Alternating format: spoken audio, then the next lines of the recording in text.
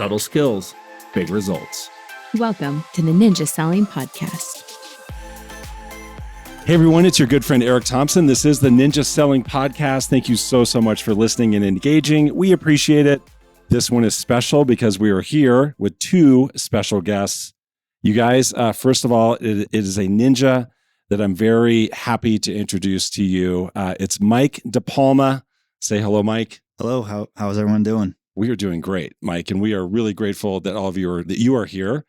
And also with us, we have Mike's coach, Mark Johnson. Say hello, Mark. Hello, everybody. Hope everybody's having a great day today. Absolutely. We're having a great day. It's going to be especially great because both of you are here.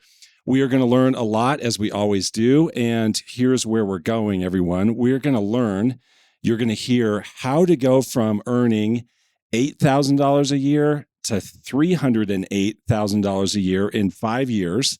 That's the fun title of this podcast. But also, what you're going to hear today as we interview Mike and learn about Mike's business and where he was and where it's gone to, it's how to increase your income without sacrificing your schedule. Mike, is that fair to say? Is that fair as a theme, as a focus for today? I would say so. Yeah, I think so. That's the biggest part of why I love ninja so much. So fantastic. Sure. All right. So everyone knows where we're headed.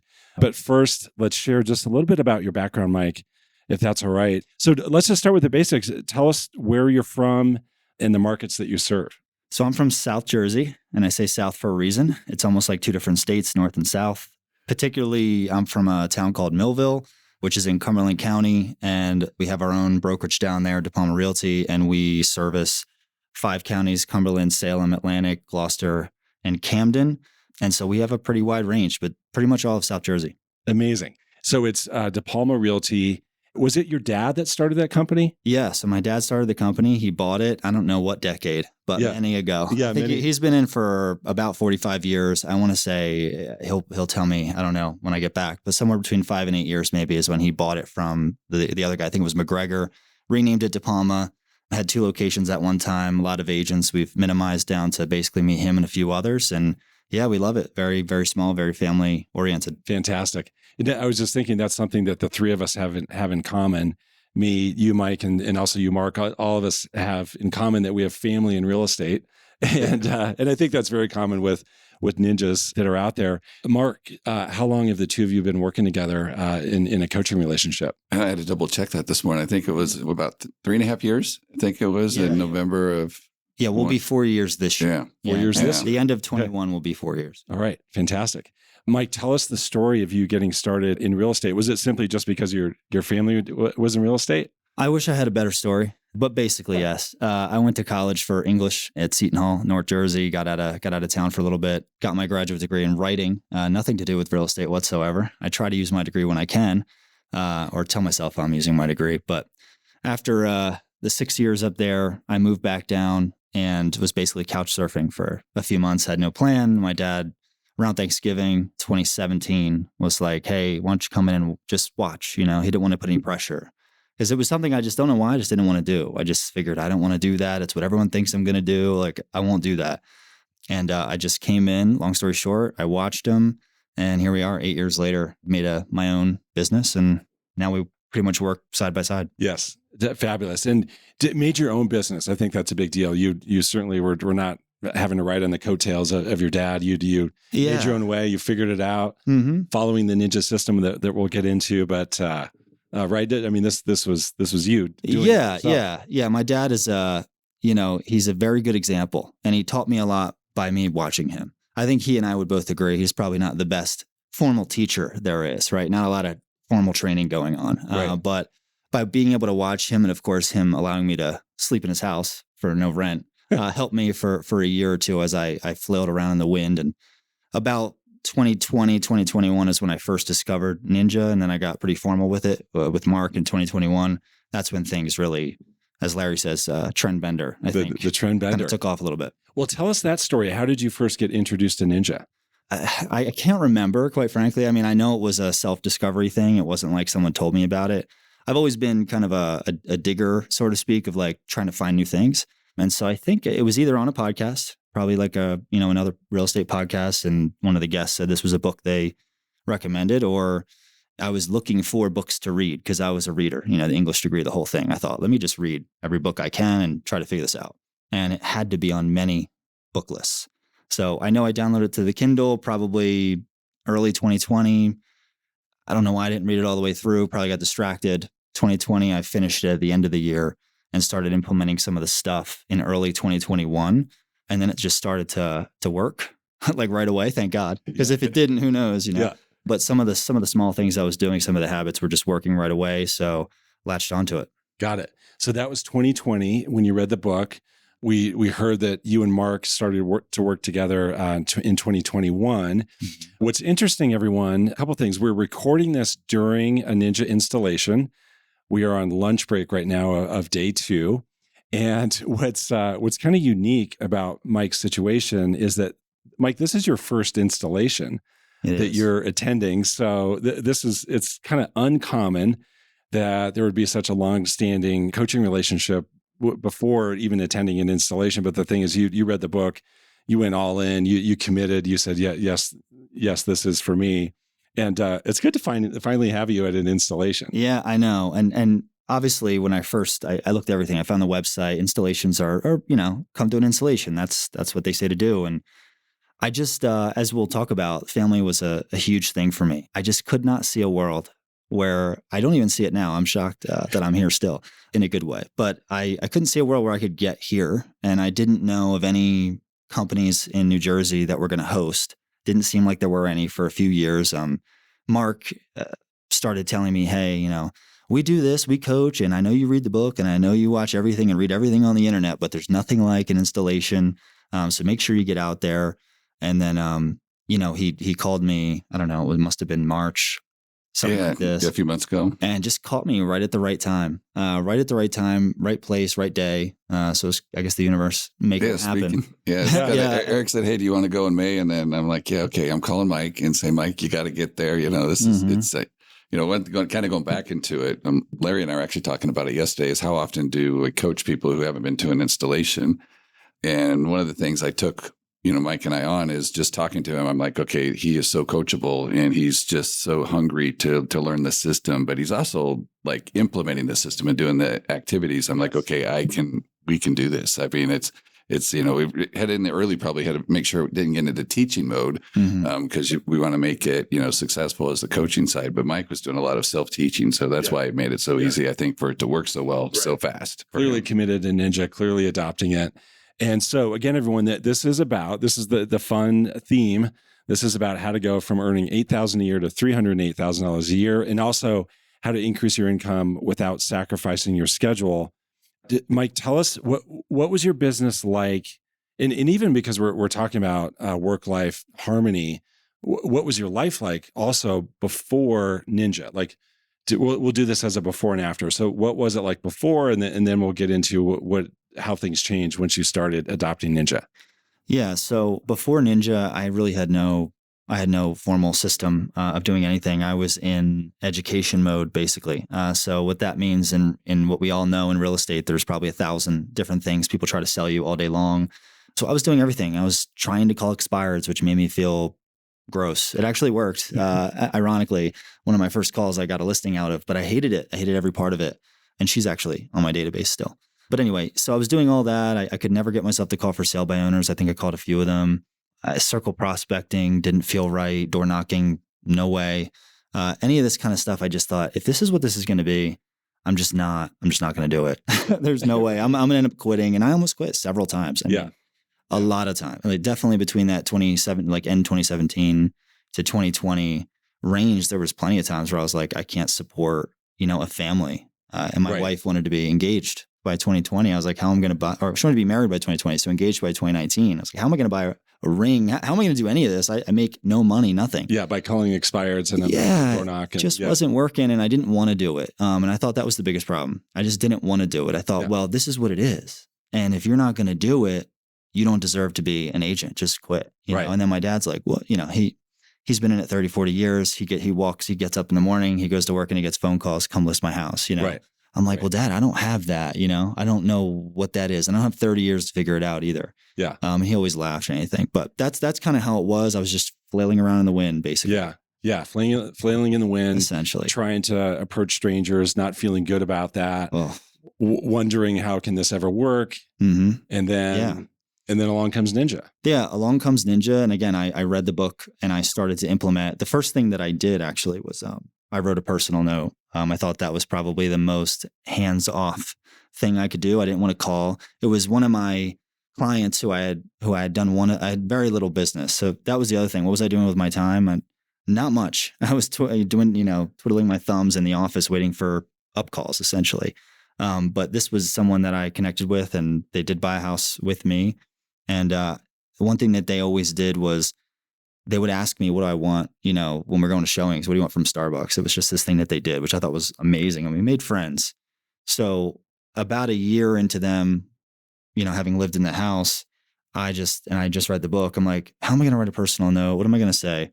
So I just wrote them a note and I basically, I wouldn't say lied, but a little bit of, fibbing. I was like, well, I was out on showings the other day. And I thought about you guys because I thought about, man, I could really use a Starbucks coffee. I wanted to pay you guys back for that. So I just did like a $10 Starbucks gift card, joked about how they're probably not going to be able to get anything with that and dropped it in the mailbox. And then I got a text from both of them, husband and wife, very long, very, as expected from them.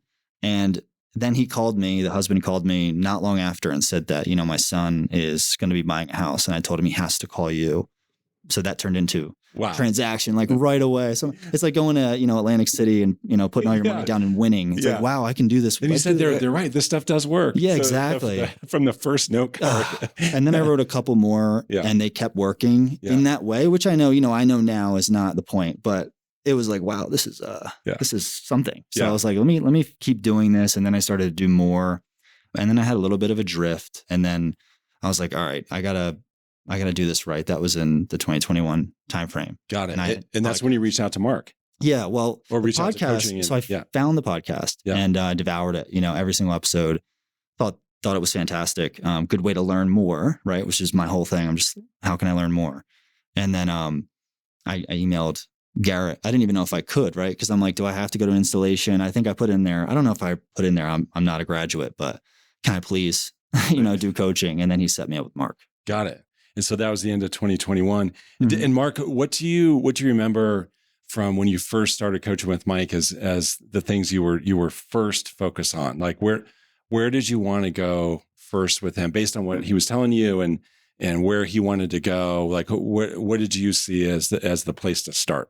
No, great question. I think he came in right around, as that business planning time, which is always kind of a perfect time because it's okay, where do we want to go this year? And, kind of putting up some big goals and it was kind of funny because we'll talk probably goals later today about, when he put out those big goals and said, let's do it. We really kind of focused on just sticking to the simple Ninja 9 and the database because I think that was one of the things, I think Mike and I talked about early on was that, he didn't have the database because everybody that his dad had was him. And he's a little younger and like, where am I going to get these people? And so just, what are the things you like to do? And Mike was big into tennis and he's, the other activities. And so just start creating live flow. And when you see his weekly agendas, how many conversations he's having to every week. And I think I shared with Eric your original Ford and record sheet. Every place that was filled with the person had they were learning something about somebody or the conversation. And so really that's kind of where it started. So you started with database, which makes so much sense. You lived in this place for a long time, but meanwhile, your dad is a 30+ year realtor. And so you were probably thinking at the time, oh my gosh, yeah, I know some people, but they also know my dad. Who do I know that would be in my sphere? So Mark, that's where you started just helping Mike build his own database based on things that he was already doing, like tennis, et cetera. Yeah. Mm-hmm. Yeah. I didn't have one. I didn't have it written down. I didn't have the names written down. I didn't have the addresses and formally anything like that. And there was the concern, like, well, the people I know my dad. But I think where there's a big block up for a lot of people is that they don't think they know. I had little goals, like get to 50, get to 100, get to 150. And I knew 150 was a big number, but they think they don't know that many people. And then there was I don't know where it is, but there's a database like tool helper. It's questions. Who's your barber? Who's your accountant? Yeah. So I used that. I also then, which I tell the other agents at the office now, just go through your phone, like open up your contacts, scroll down. If you were in the grocery store and you saw them and they knew your name and you knew theirs and you waved and it was positive, write them down, because that means they'd be fine with you, connecting with them. You don't have to like be best friends with them. Just write down. So that was a big, I guess, a big aha. Yeah. So then I got it up to, 100, which was a big deal. And then I started with the mailers. Looking back at some of the old agendas, I had no mailing system, which is huge for me now. So figuring that out was definitely a big thing we started with. Getting the database, getting the auto flow going. And then I don't even know if I was involved in chamber back then. How do I get some anchors where because I always thought, how am I going to get 50 conversations? And then I thought, just put myself in rooms over and over again that I have to go to, and I'll get these conversations. Yeah. And then so I started doing that. Put myself in rooms. That's a really solid takeaway. That's something anyone could do. Put myself in a room that I would enjoy being in. Yes. That I would probably be doing anyway. Right. Which is a big tennis thing. Anyway. You maybe join the chamber anyway. And it was a big thing that Mark said early on. I think he was, I don't know if it was protective or whatever, but he was like, hey, just remember, if you wouldn't do it without being in real estate, maybe don't do it just because you're in real estate. Like, don't go join, like there's some things I'm not a part of. And there's also a time suck situation. There's a scheduling problem. If you get too involved in too many things, you won't ever run your business. So find those things. And it's taken me a while. I've been in and out of a couple of things. But I found 3 or 4 or 5 that I have pretty set that just give me opportunities to speak to lots of people all the time. It's very organic. Got it. So you focus on 50 live interviews a week. Mm-hmm. And is it every week pretty much that you're getting to 50? Yeah, I would say over 50, like 60, 70, 80. Yeah. And when we have big parties, like there's a sailing and tennis club that somehow somebody made me the president of. They call it Commodore, but I don't know if I like that name. I'm not a sailor, so I'm a land guy. Should we have been addressing you as Commodore? You could have. People do. I am sorry. We're just not realizing this. So yeah, big imposter syndrome for the Commodore thing. But anyway, so we have big parties down there, and there'll be 100 people, 130 people. So there are markers throughout the year where I know I'm going to blow this out of the water. And I think early on, I kind of gamified it a little bit. I got excited, like, oh, we're going to go to I used to hate going to going to weddings and I have to small talk and this and that. Going there being like, well, how many people can I really talk to and how many things can I learn? And it's like a little game. Yeah. So it got fun for me, which I still, if I don't think of it like that, I'll think of it as work, which isn't good. So. Right. Yeah, that's when it's not going right, when you think of it like work. Mark, you mentioned it before. When you see Mike's forward and record sheets that he turns into you, it's not just names. It's what else are you seeing there on that forward and record sheet? Yeah, well, as he was saying, he kind of makes the game of it is, okay, how many things can I learn something new about everybody? It's not just check the box. Hey, I got my 60 calls in, coach, or my 50 calls. And it's like when you look and say, okay, I've learned something new about like 85% of the people I'm talking to. Yeah. And I think when we look at, your hot list and warm list, as we all know what our hot list and warm list is at Ninja, you can see Mike's is so robust, and you can go back and look at all those conversations he's having with people of why they're on their hot and warm list is because he's very intentional about listening to them. Yeah. Mm-hmm. Mike, do you know, just sitting here now, you don't have it in front of you, but do you happen to know how many people on your warm list, how many people on your hot list, and even if it's rough numbers? Because you shared it with me, and it's robust, like Mark said. So yeah, I think if I had to guess, and I have it on my phone, Google Sheets is what I use, but I would say the hot list is typically,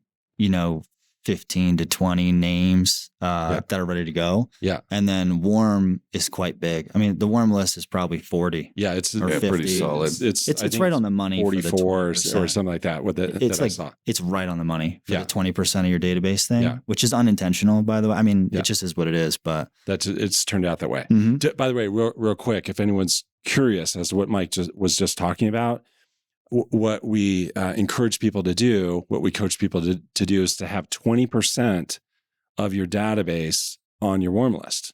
So you have roughly 200 people in your database, and you have just over 40 people on your warm list. So it's working. So if anyone is thinking, oh my gosh, how in the world would I get to 20%, or how in the world would I get to 20 people on my hot list? Well, the way you do that is to have a whole lot of live flow, like you're having. Yeah. Yeah. And Like- paying attention. And paying attention. It's not just checking the box. It's not just putting down the little tick marks on how many contacts you're having. It's paying attention, asking really good forward questions, listening for pain and pleasure, paying attention, and then recording it, right? Writing it down is really powerful. Taking note of that, and then that turns into opportunities on the hot warm list. Yeah. Yeah. I tell, I like it because now I get to tell some of the agents in the office and kind of get into teaching mode a little bit, but which helps me, by the way, crystallize what I'm doing. But I always say that Ninja is so great because you get to be a really good friend. Like it's kind of teaching you how to be a good person. So if someone tells you, that they're having a baby or they're about to get engaged or something, you really should ask them, later how that was. It's like, why would if you were not in real estate, would you do that to your good friends? Would you call them again and ask them like, well, how was give it 2 months, but how's newborn life? This and that. Especially if you know about it, if you have experience with it or something, or send them a note. Why would you not do that? Well, Ninja, in a way encourages you to do it. I wouldn't say forces you, but encourages you to do it. Yeah. Which is why it's just so organically good. Right. Okay. You were answering and going where I wanted to take you. What I wanted to ask you about is, okay, so you're forwarding, you record, do a really good job of that. You make note of pain and pleasure of things happening in someone's life. Then what? What do you do with that information? I think this can be a takeaway for everyone. So all of it is embedded in a Ninja 9, which is also why it's so great because it's very, very easy. So I'm big on the daily 5, like big. I have to do it. Sometimes I lack a little bit on some of the weekly stuff. Not all of it, but database review and all. But the daily 5 is so big. Part of that's hot and warm focus. So every day in the morning, do the affirmations, gratitudes, notes, or I say make people's day. If I can't figure out a note, I'll just try to make somebody's day during the day. But beyond that is hot and warm focus, where I pull out my Google Sheet. I've got my hot list. I'm looking at every single name. And part of my to-do list after what am I doing for pending, listing, and whatever is, what's the next step, especially for hot list. It just organically makes a to-do list. Like if you're thinking about the name and the last time you talked to them because they're interacting with you, and if you haven't talked to them in 2 or 3 days and they, want to buy a house or they're trying to sell their house or whatever the case, it's just an organic call. You just have to make the call. That's part of it. Warm list, a little bit more difficult in general, I think, because hot list is very obvious. But the warm list, I'll look through there. And if there's anyone I haven't talked to, there's a reason they were on there. So if I look, and I always mark that down, like why did I put them on here? If I haven't talked to them, I'll text them or I'll call them or whatever. I'll just put them in my mind and ask them about whatever it was that got them on the list. And generally, if you do that enough, you never lose touch, you stay in flow, and you become that agent of choice. Right. So just use whatever's written down there as the reason they went on the list in the first place as a reason to follow up. So they told you about something happening in their family, something happening in their business, and you just make that the reason for the call. Yeah. Family and occupation is a big one. That's pretty much like, I'd say north of 50 to 60% of the reason someone will go on the warm list. I mean, recreation and dreams, if they explain to me that they want to get into it, because I do a lot of investors, if they want to get into it, like, I'll put them on the warm list and I'll call them and say, or I'll tell them about a deal that one of my investors just did. I thought you might like this. So whenever you're ready, this is the kind of thing that I think you should go after. Right. That's a call. Right. But if someone gets relocated or they lose their job and they get a new job somewhere else, and maybe it's in a different town or, the classical stuff, it's a really easy call to just say, hey, how's work going? Have you met new people or making friends? Like stuff that you would ask your best friend or your family member. Yeah. Just say, hey, the last time we talked, you told me that fill in the blank and how's that going? Or whatever happened with that? Or where's that now? Or exactly. How did that work out? Or I think of everyone on my database as if they were like my mom or my grandma or my cousin. Right. If you call them with that mentality, that we're just really good friends, like this is not a weird thing. You won't come off like that. I think the energy goes through the phone. Absolutely. And you're good. And then just, keep doing that a lot. Yeah. Mark, a question for you. When you're coaching someone, Mike or anyone else, how are you using the hot warm list as a coaching tool? And I think people can even think about coaching themselves in this way, in the way that you're about to answer Mark, but how do you view and how do you use the hot and warm list as a coaching tool? I mean, I think when we look at the hot and warm list, kind of going back to Ninja, right? When we talk about leads, that's your lead system, right? That's your future business coming in there. And, Mike kind of led into it is what's the next step? So when you're going through your hot list, it's like, okay, those are the people that, as kind of using John Brewer, like, those are the thunderclap that we know they're going to buy or sell. They said they're going to buy or sell. And so, are they do we know what their dream property is, right? Do we have a property search out there for that dream property to kind of do that matching with them? So that way we can maybe help them find the right property. And maybe they said, no, I got to sell my house first. But all of a sudden, Mike calls up and says, hey, Eric, I got the perfect house for you. And so all of a sudden, you and your wife go, boom. And I think Mike looking at that every day is like, okay, what's the next step to help them to get to where they want to go? Got it. And on the warm list, I think when you're looking at the warm list is those are the people, a lot of times they don't know they're in pain and pleasure that they're going to sell, but you do. Yeah. And going through everybody on that warm list is, okay, is there a property search for their property to give them property updated values with them? Is there that dream property that, we almost did this recently, with my wife. We're out there, out in riding the side by side and we're coming back down the trails and here's this house. And she goes, we should look at that. I'm like, well, that's somebody that should be on your warm list, right? And then, so is that person that's on your warm list? Do we have that property searches for them? How do we, and I think that's what Mike does such a good job is he weaves that in there. It's not calling up, say, hey, Eric, I found the right house for you. Let's get you in it. It's like, hey, by the way, I think it's the hey, by the way, I was, had some ideas here for you. Yeah. And, whether it's a real estate review or just, genuine checking in and seeing how they're doing. Yeah. So really what's happening is you're getting your coaching client to ask the more extensive questions about the people on the hot or warm list. So what's the next step with them? How could you add value to them? What would a really good follow-up look like? How could you connect with them? Are they set up on a property search? So oftentimes what we see is people throw a name on the hot or warm list, but then there isn't the follow-up. There isn't the next step on how to really dig into that person and how to add more value to them. So you're helping your clients to ask all the questions that need to be asked about the names that are sitting on the hot warm list. Exactly. And I think the timeliness too, I think we've added that this year, on our tracker a little bit more in depth, it's like, when was the last time I touched base with that client, to make sure they don't go too far. That was one thing maybe for Mike to say is he got that 308,000. What your average sales price is what, 265 personally, 275 for the market. So there's like 68 transactions, which you get busy doing the activities, and then we stop doing let's look at the warm list because you got so much stuff in your hot list. And then that's where that roller coaster comes in. I think that's where Mike does a really good job is he stays over on that warm list because he doesn't let them get too cold. Right. Because a lot of times it's being proactive with them is they can't see the forest. They're only seeing the tree, but you come in, you kind of give them the ideas what's there. And then the next thing you know, you help them find their dream property. Right. Got it. Yeah. And it's a snowball. I mean, I think, how do you go from 8 to 308? I mean, it's not magic. I think it's consistency is the magic, I would say, and not getting distracted at all. I'm very good at that. I've gotten good at that. I've gotten good at that. I've made myself believe that nothing else matters besides the Ninja 9 and, essentially AutoFlow, right? Which I put as, kind of parallel. Yeah. And if you're doing live flow, which is the most important thing, and if you're doing AutoFlow so they never forget who you are, it's very difficult. And you're doing well, you're doing good service, right? That's the other piece. You can't just be bad at your job. You got to be very good. If you're very good at your job and you're a friend, see, my dad kind of taught me by example that you want to be the friend in the business. And we know that if you only do live flow and you don't do no auto flow, you're just going to be a friend. And maybe they don't use you because they have no idea that you're an agent or that you're even good at your job or whatever. But if you only do auto flow, now you're just a salesperson. So if you're doing both at the same time and you just erase all the other distractions, it just snowballs. I think as the time goes on, I mean, I'm not anywhere near, we changed my goal. I think, early on this year, I had a really ridiculous first quarter, my opinion. And you've earned it. It changed my goal. Yeah, it changed my goal a little bit.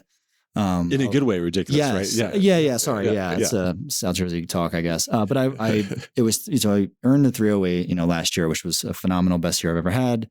I wanted to go because I went from 200 to 300. I was like, oh, let's go 300 to 400. And then after the first quarter, I was like, well, I kind of see 500 here. Am I nuts? And Mark's like, no, blow the lid off the jar. Open it up. go to 500, see what happens. And we throw out the idea maybe in 7 figures. Oh, please. Yeah. Maybe one day. Yeah.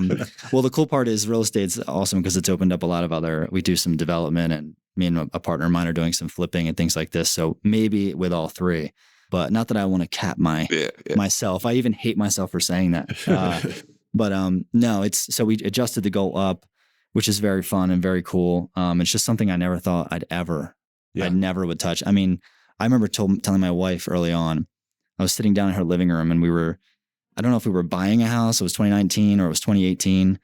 And I was like, listen, I know I had like a rough year last year, but with the 8,000, I was like, but if I double every year, she was making around 50 or 60 or something like that at the time. I was like, I'll be right where you are and we'll be fine. And then it just kept doubling. And then now it's not doubling anymore, but not right now. But it got to a point and it just doesn't stop growing, even in a market that's down. Right. So I know there must be something going right here. So just got to keep doing it. Just keep doing it. The magic is the consistency. True. Mm-hmm. Something else that snowballed for you is the percent of your business coming from referrals.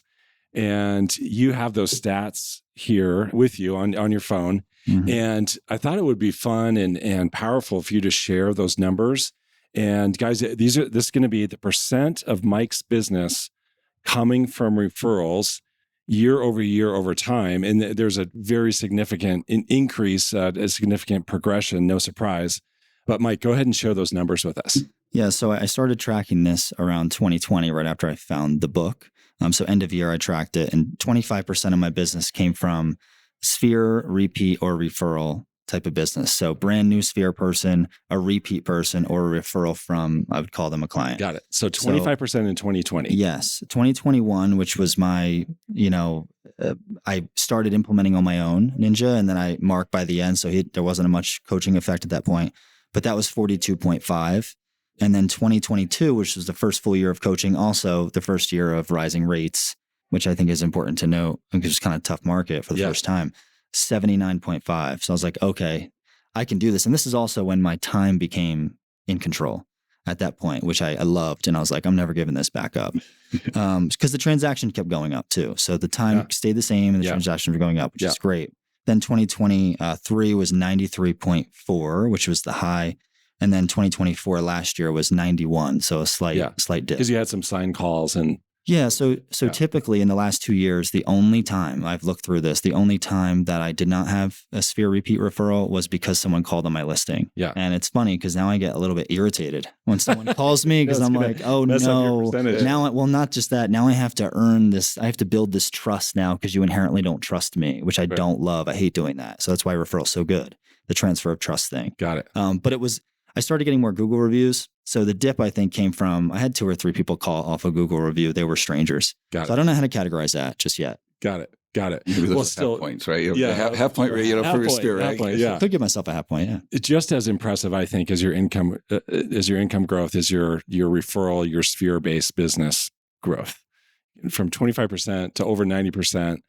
And you said it, what that does, it keeps you in control of your business, control of your schedule. And that's a big deal to you, to controlling your schedule. So tell us more about that. It's a huge deal. My wife and I, we have a habit of going home every day around 11-ish, usually, to eat lunch together. We've been doing it because she transferred schools into a school that was literally right down the street from our house. And so since she's been there, every day we try to go home and eat lunch for the hour that she gets. And so I know that I have to work really, really, really efficiently between about 8:30 when I drop my son off and get to the office and around 10:45, because then I got to start packing up. Because if I don't go home for lunch, why didn't you come home today? Because we've made it such a habit, and I love it and she loves it. So we don't want to miss it. In fact, nowadays she might miss it more than me because she might get an emergency at the school or whatever. But then when I go back to work, my son comes home from daycare now around 4:30. So I want to be home when he's getting home. That's the best days that I could do that. So I need to be done my work between that 12:30, 1 o'clock and around 4. I have to be complete. So I've gotten really good at focusing like during those times because I know, from 4 to 7, it's family, right? Because the baby's awake and then, he goes to bed at 7. And then Carly and I want to have some time catching up from the day. So that's 7 to 8. And then none of my clients really, or me, want to be making calls after that. So that's super rare if that's happening. Got it. And weekends as well. Somehow, some way, I just don't really do a lot of weekends. I mean, every now and then, randomly once a quarter, maybe I'll have a showing that I have to do on a Sunday. But that's been brilliant for me. So the challenge for me now is, how do I grow without putting a strain on any of that schedule? Yeah. So I just hired an assistant. She got licensed. So right now, as we speak, she's showing houses for me. Got it. Back home. So that's a big leap. We've been talking about that for years. It was not easy to get, because as you can see, Mike's very structured. I mean, he loves to take care of his clients. He want to make sure they get the same one. And I think maybe the aha was that is not too long ago, where you were still doing 18, 19 transactions at one time. Mm-hmm. And at some point, in order to grow, what kind of things can we take off your plate so we can get you more in that high production time and some other people can do it? And it was a big leap of faith from also Mike calls and goes, hey, I got some good news. But I think wasn't that also part of your affirmation is I think you talked to me about that, the affirmation of getting a rental property Mm-hmm. and having an assistant. And all of a sudden, like 4 weeks later, he goes, guess what? Yeah. TSW, here's my affirmation. And Right. guess what? Yeah. Now we bought a rental and we're going on the second one, and we did a flip, and now we're doing another one. Got the accepted offer here actually at the installation, which was nice. But those are things that I never would have been involved in before. So it's really just amazing how the whole thing works, how you just put it out there in the universe and it comes back. Yeah. To you, so. Yeah. Focus on it. Put in those consistent activities like you talked about before, Mm-hmm. and it works. And it's fun to listen to this because and think about the evolution of the coaching relationship, which is really common. You've gone from, okay, let's get the database built, let's get live flow in place, let's get auto flow in place. Now the coaching is, okay, how do we scale? Have an assistant, and what does that mean? What can they do for you? And you're just continuing to snowball. Yeah, hopefully. Yeah. Yeah, hopefully the plan. snowball will continue. Right. I believe it will. So I think if I just believe it and I just keep doing what I'm doing, it should. I've got been able to gather some really great people in the database who do a lot of repeat transactions. My market is investor heavy for sure, probably half and half between retail and investor. So those are accounts, as Larry might call them, where I've gotten really close with them, met their families, met their friends, been out with them. And we do a lot of business together. So it's a fun time. Yeah, absolutely. Mm-hmm. The last thing I want to ask you about, or maybe the second to last thing, is your quick business plan. And you do a really extensive business plan, but tell us about your quick business plan. It's just one page, right? Yeah, it's one page, black and white. It's just 9 or 10 sentences long, bulleted. I know that the teaching essentially is to keep your business plan handy so that you look at it every now and then. But I just, it's in the effort of just being completely efficient that I was like, how can I strip this completely down to the core? So I'm not like looking through 70 pages because it's a serious business plan that we do in November and we get it all down. I was like, let me rip out the most important things, which tends to be the Ninja 9. Yeah. And then I add a couple things, one thing that I want to focus on. And then, some challenges that I do, throughout the year to make sure the live flow is staying where I want it to be. And I just keep it right there on my keyboard. I have 2 monitors. One is dead on the right. So I just keep it right on that dead keyboard. So it's right there in my peripheral as I'm You're working. always looking at it. Mm-hmm. What you focus on expands. Exactly. Yeah. Yeah. So it's every day. I can't not look at it. Right. Right. I go in, I see it right there as I'm turning to my screen. Right. So, and it just reminds me, hey, this is what you're supposed to be doing. Yeah. Don't get distracted. By the way, everyone listening, this is a common thing I hear from productive ninjas. They take the business plan and they get it in a 1-page summary and they find a way to keep it in front of them all the time. So it's not something that goes up on a shelf and collects dust and you forget about. It's in front of you all the time. Yeah. Yeah. Okay. Last question. What's been valuable to you from coaching? And you talked about a lot of this already, but what comes up for you as the value you've received from coaching? Yeah, well, when Mark and I first started, it was a lot of system stuff. It was a lot, hey, what am I doing? And I was doing certain things wrong, or I was doing certain things with the wrong mentality, let's put it that way. And he, kind of got me back on my path. And I think what happened over the course of the last 3.5, going on 4 years is I've learned about myself and what I do really, really well. And, Mark and I together have decided think. You can tell me if I'm wrong, but that I should focus on those things. Like, I guess the vital few within the vital few, which is the live flow and the auto flow is my game. Really good at those things. Customer service calls, I never miss them, and the daily 5. So if I do those and I focus and I stay focused, then things will go well for me. But what's happened now is we've transitioned more into, I've gotten to know Mark really well. I've heard about his wife, his kids, and we the first 10 minutes now is forward instead of the first, 1 minute. Yeah. We're talking about sports and all this kind of stuff, which some people might think, why are you doing that on a coaching call? But it's bigger now. It's a deeper relationship that I know Mark cares about what's going on with me and my family. So it's about how do I get better and how do I keep growing that income side, right? But not get into the family side, because he knows how much I don't want that to change. So that's pretty much a focus right now, I would say. So it's shifted. I mean, first it was tools. Now it's how to use them the right way and how to sharpen them, I would say. Yeah, got it. That makes sense. That's great. Mark, what's anything else you would share about Mike's business that you think would be helpful for everyone to hear? I think his commitment to the Ninja 9, I think is just, it seems silly, but it's like he kept going back to the Ninja 9. And the Ninja 9 and the database is basically how you build your business. But I think Mike's really, really good about saying yes to the things he should say yes to and no to the things he shouldn't. Like for him to make a phone call at 8:00 at night or somebody to call him, just unheard of. And I think that's also part of my challenge as a coach to help him stay that way, because, you can overwhelm, like, okay, hey, let's go to 7:50. And he's like, Mark, where am I going to get that time? Right. I'm not giving up these moments. Yeah. And so as a coach to kind of make sure you dial down on there. But I think, when I coach people and I use Mike as an example, he's so coachable. Like he does the things he wants to do, but let's focus on the vital few. He said he doesn't knock the Ninja 9 out of the ballpark, but the things that he does really, really well, like the live interaction, the learning about people, is so far above it offsets maybe if he's off not looking at the database for a week or two, right? Because he's doing so many other things so good and consistently, it doesn't matter. I mean, because the big thing is being in flow with people. Yeah. So I think that probably the biggest thing is he's just really dedicated to his clients to make sure that he gives them the service they want, and you're seeing it in them giving him people that they want to make sure they get taken care of by somebody like that. Yes, terrific, really, really good.